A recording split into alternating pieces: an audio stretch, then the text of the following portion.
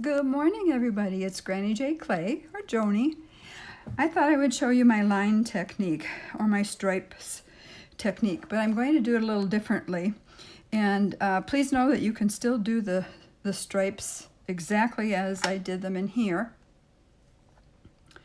And just added a little flower piece to it. But you can still do them straight, but I'm going to do them a little bit differently today and just show you the technique that way. So this is what I'm going to do. I'm just going to use one of my leather cutters, and it's sort of like a triangle, but yet not. And I want to just see how that works, where we can line up the different colors. I took some of this clay, and this is Fimo. Let me look at see what the name of it is actually, if I can read it. Brilliant Blue. Fimo Brilliant Blue. And I have a finger cut on my thumb because I worked all day with clay yesterday, and I really opened my cut on my thumb that I usually do. Here's the finger cuts. I think I showed you before, but if you have that problem, I got mine at a drugstore called Walgreens, and they are so helpful. In fact, I even wore it in the shower this morning, and it protected it. So, plus I have a Band-Aid on underneath there, so I'm hoping I can protect it. Okay, just so you know. Let's put this back over here. And now, let's go ahead and just start with this. I'm going to cut it without any plastic over it. I don't want a beveled edge right now. So what I'll do is I'll first cut a few of these, just like this. And then I've got a little smaller acrylic block. And I'll just use the smaller one for this. And if you get this particular one, it has a grid on it, and you can actually feel the grid on one side. So if you're going to press it into clay, make sure you use the side that's not textured. So anyway, it wouldn't matter for me doing this, but I just thought I'd tell you that. All right, so let's cut this one. And you'll notice it's stuck, and that's okay.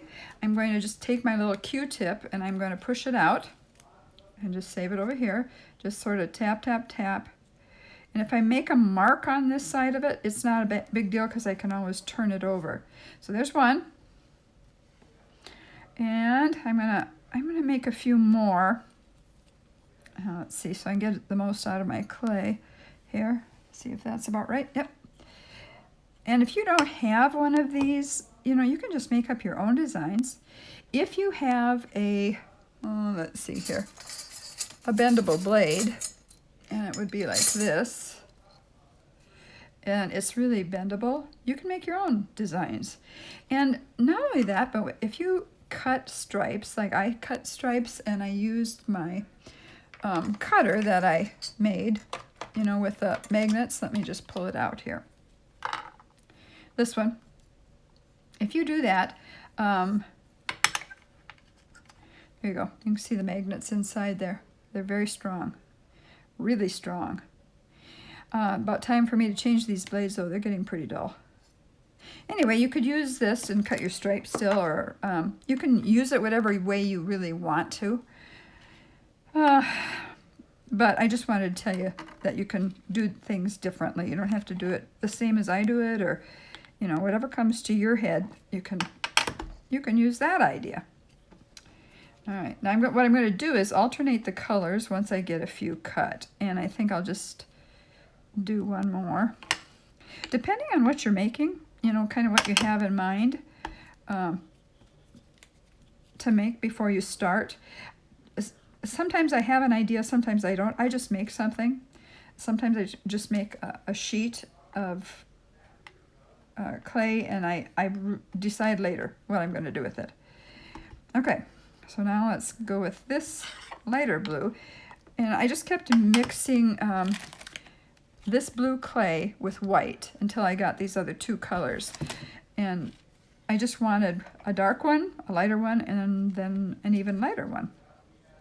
So, and I didn't measure. I just pulled some white out and just put it on. And I know, you know, perhaps if I were selling all my things, I would take time to measure and so forth and make sure I remembered what the measuring was, so I could make sure I had enough to make again, and so on and so forth, but or did it the right way again.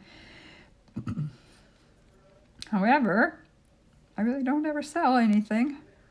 Well, that's not true. When I first started claying, I did have some craft shows and I did sell some things, but anymore I just make things and give them away. Okay, so that's that. So that's 3 of those. Put that up there. Now let's use this one. And cut that. You can find these leather cutters on the internet. They're not that expensive either. So if you'll just look on the internet for them, just put leather cutters, small leather cutters.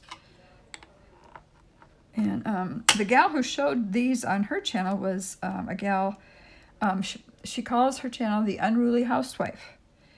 Right now she's into dollhouses a little bit more. She's not doing as much polymer clay, as far as I know anyway.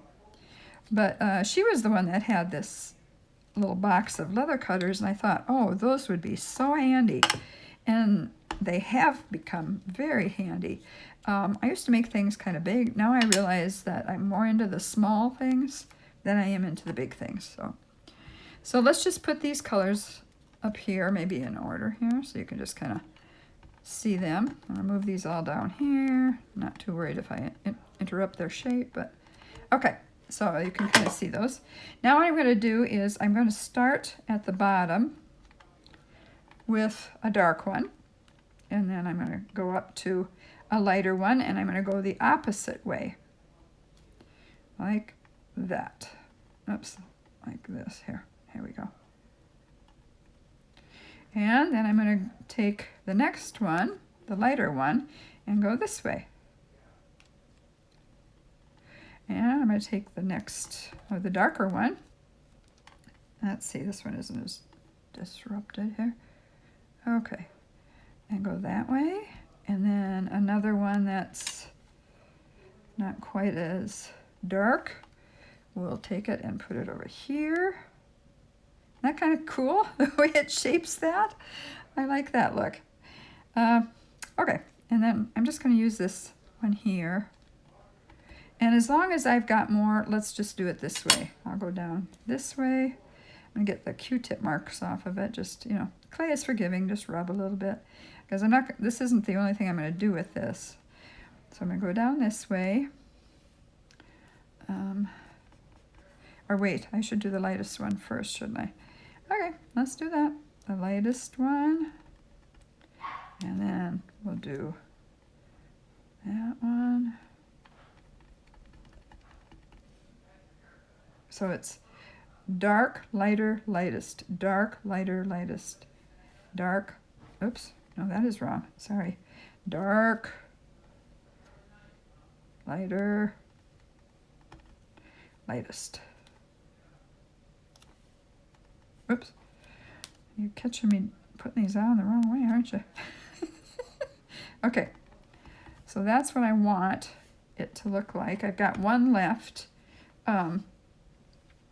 I think I'll just add it down here. Okay. Now I am going to move these up a little further. Anyway, I like that look. I hope you do too. It's rather cool, I think. Let's see if I can get you just a little bit closer here. I don't know if that's good enough. Anyway, I guess that's where I'll keep you. Put that over there. I wanted to show you this one more time in case somebody's watching and they haven't seen this before. This is the little kit that I have that has all the leather cutters, and there's oval ones, there's square ones, teardrop ones, round ones, oddball ones too. Let's see, maybe I can show you one of those. This is for belts. When you make a leather belt, they use that for a leather belt. And I used it once, but it wasn't anything I don't think I'd really use again, unless I came up with something really different. So that's what that is. Put that over there. And now what I want to do here is I want to place it on a background. And I think that background is going to be white today. But before I do anything, I wanted to make sure these are together really, really well. And then I'm going to pick them up. Well, maybe I won't. Maybe I'll lay them on that first. I have a little bit of white rolled out, but I'm going to roll it just a little bit thinner. 1. My widest setting is 0, and so I'm going to go down 1 and get it just one more thinner than that. Okay. And what I want to do is put some sort of a backing on that will, texture on the back that will show up. So I'm going to use this, a piece of texture material that I use anyway, and I'm going to put it on here.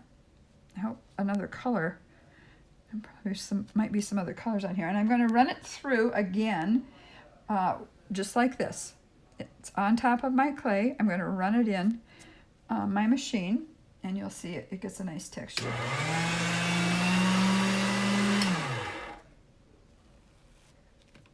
This is one of my favorite textures. And it's so easy. This is so thin that it goes through the machine just no problem whatsoever. So I'm going to turn that over, and then I'm going to take these carefully, if I can, and get them up here, just like that. Okay. Now, what I'm going to do here is, oh yeah, that might not work. I was just thinking I'd run that through the machine, but I've already got this textured.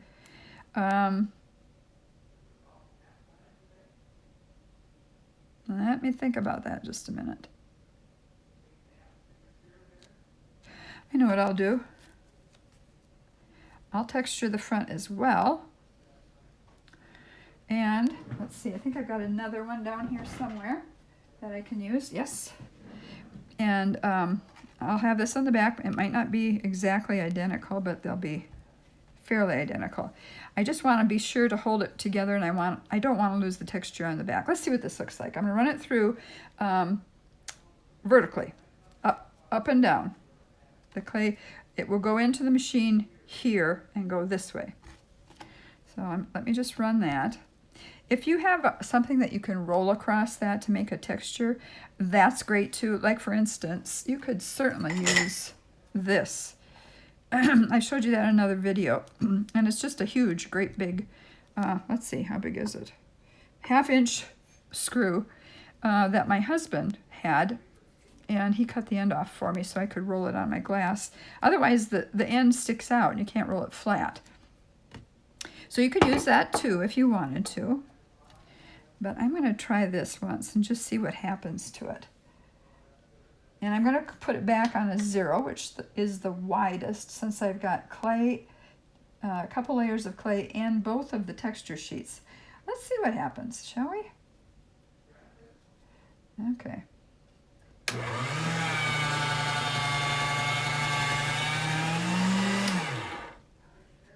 This is going to make it a lot. Some of it came off. Oh, that's just great. It really stuck to it. All right, you can see that, now look at that. Some of the blue came through. So what I'm going to do right now is take that off. I don't want to keep that on the back.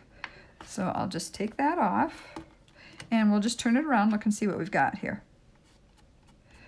Some of that came off. I have used those over and over. It looks like they might be falling apart a little bit. So now you can't see it. You can't see it as well, but you can still see it. Okay, like that. And now what I'm going to do is decide what I want to use for a texture, or not a texture, for a cutter. And I've already got this done, and it's thin. It's very thin. If you want to keep it thin, that's great. If you don't want to keep it thin, that's fine too, and that's up to you as well.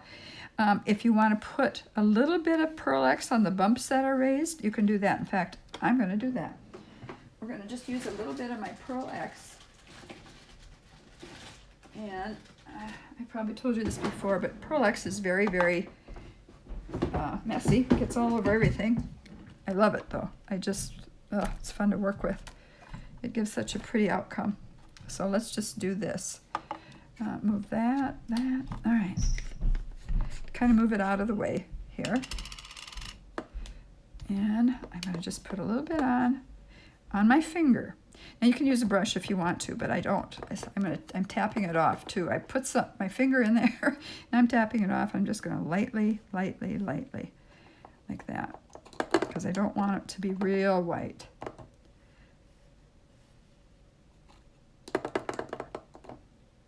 I just want it to catch pieces here and there. Yeah, like that. Yep, like that. So if you go over it a couple of times, that's pretty. Okay, I like that. That's pretty. Now I'll get a little bit of a white to wipe my finger off here. And remember, you always have to use Pearl X on raw clay. If you bake your item and then try to put it on, it won't stay on. You can bake it and then use paint to fall down into the recessed areas and then wipe it off. And then, of course, the top area would be wiped off and the recessed areas would stay, and you have to let it dry.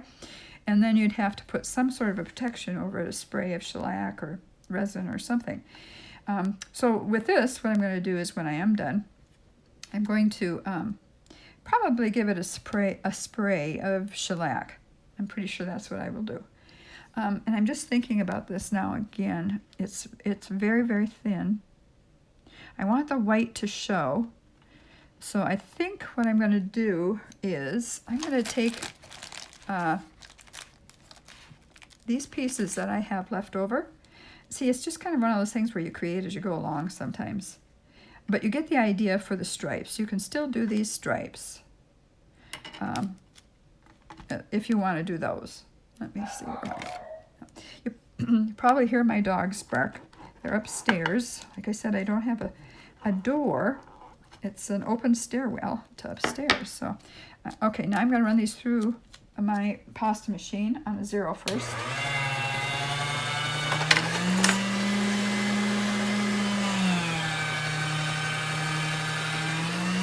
This is going to be kind of pretty. I'm going to run it again. Well, let me flip it this way and see if I can I'll get it to where I want it. I'm going to a 1 now. So really now it doesn't matter that if I kept that on the back or not, because we're going to change it. Ooh, isn't that pretty? I think I will use that one. Okay, I'm going to use this one. Put on my texture sheet, run it through on a 1. Okay.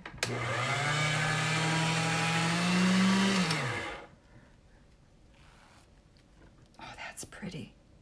I like that. I have to remember that that's the side I want over there. So I'm going to lay it here. And then, yeah, that'll be good. Okay, now I have to decide what I want to do with this. I am going to turn it over and get rid of the clay here that's sticking out. Make sure I don't use my cutter and cut in an area where there isn't clay to back it.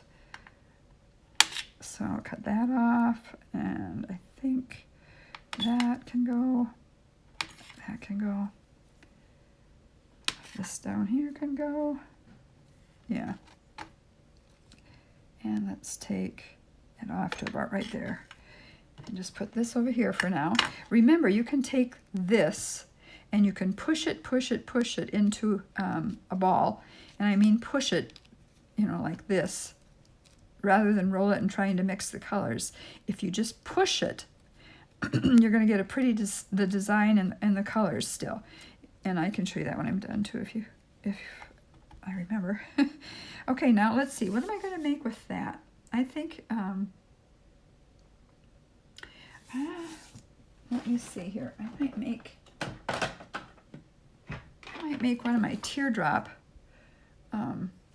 necklaces. And this is, again, these are the Fat Daddy-O's.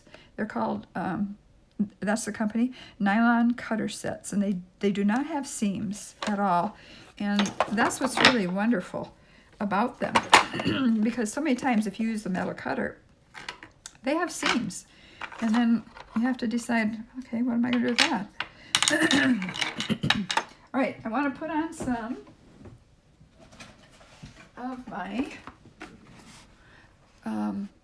it's called Stretch Tight, but it's a plastic food wrap. I've showed you that before. So I'll just tear some of that off. And put it right here. And I don't want any wrinkles on it. So I just kind of adjust it just a little bit as I go. Let's see if you can see that a little bit more that way. Okay. And now I'm going to decide, that doesn't show a lot of the white. I'd like some more white. Okay, changing my mind again. I want to show more white. So let's see, what can we use? Oh, I think we'll use a square. I tend to go for the circular cutters a lot, and so I'm trying not to today. I'm trying to go with something different. Okay, and I see that, if you can see on the bottom of that, that has, maybe you can't see it, a little bit of clay that it picked up along the way, so I'm just going to take a tissue and wipe that off a little bit.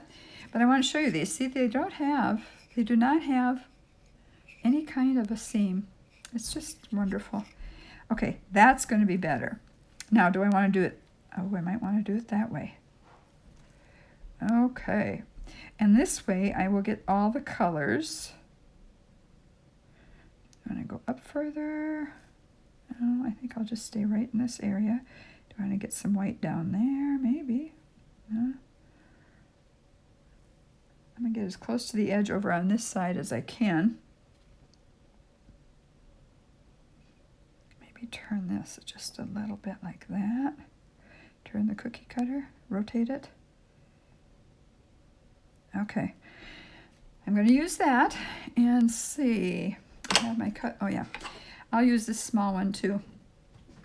So now I'm going to, this will give it a beveled edge. And usually on my circular cutters, I will rotate it back and forth, but you really can't do that. But I just make sure that I get it cut. That'll be pretty. Like that. All right, pull that off, pull this up carefully. And I'm going to save this in case I want to make, use this smaller one and make some earrings to match later. Oh, that looks pretty. That looks real pretty. Sometimes you get a little residue here, so I just remove that from the side.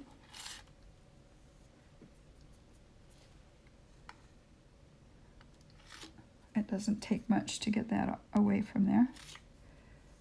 Trying to keep the squareness intact. Okay, as you can see, got a little residue there. Now that's a completely different look than I've ever used before. And you could hang it from here, you could hang it from here, you could hang it from here or here, or you could do it right in the middle. Here, let me see if I can, I'll lift this up a little bit. Let's see the back. So it's got something. Now if you wanted to, you can flip this over and you can add a little pearl to the back of that too. In fact, let's do it.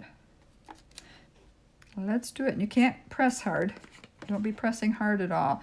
In fact, when you take something out, if there's something in the lid, just take a little bit of that on your finger and just kind of come around and here and there. It doesn't have to be fully covered at all, but just to look like, oh yeah, it's got something on the back too. It's kind of fun. And then when you, after you've cured it in the oven, and again, I bake things in the oven at 275 for a whole full hour. Then once you've done that, once you have cured it, I'm going to turn it just that way. I'll turn it a couple of ways. I like the white. I like the white showing. That way, this way. Which way do you like it? Do you like it to look like the diamond look or just the square? Then you'd put your hole right in the middle. I won't do that until after I get it out of the oven. But I like that. That's pretty. So that's a variation of this. You could do so many things. You could cut these stripes, and then as you're laying them down, instead of putting them straight, you could wave them. And then the next stripe you cut, line it up with the first waved stripe, and so on and so on and so on. You could use different textures. You could, you know, here I used granite clay. And by the way, I found a place to order some granite clay, and it's on its way. So let's just see if it really is the kind that I want, and then I'll show it to you. So, and because I didn't have it the other day, I showed you that I used some coffee grounds, which I loved. They worked really well. So you can do many things. Just let your imagination run with it all. But I like this. So you see the darker clay, one step down, two step down. It's pretty. I like it. I hope you do too. Well, that's all I was going to show you for today. I let's see if I can bring it down here, show you. Let's see. There we go. There we go. You can see it just a little bit better. And of course, here's the other clay, and I will just use that to make some square earrings in the very same way that I just made this. So there's something to match. So I hope you enjoyed that, and I hope you'll try it and see how it works out for you. I'm sure you'll come up with many, many, many more ideas than I did. And I would love for you to share those and let me see them. My email address is jholdhusen, HOLDHUSEN @gmail.com. Feel free to mail your pictures to me. I would love that. All right, everybody, have a blessed day. I have some other things I want to show you, and I'll do that in another video. God bless you. Bye-bye.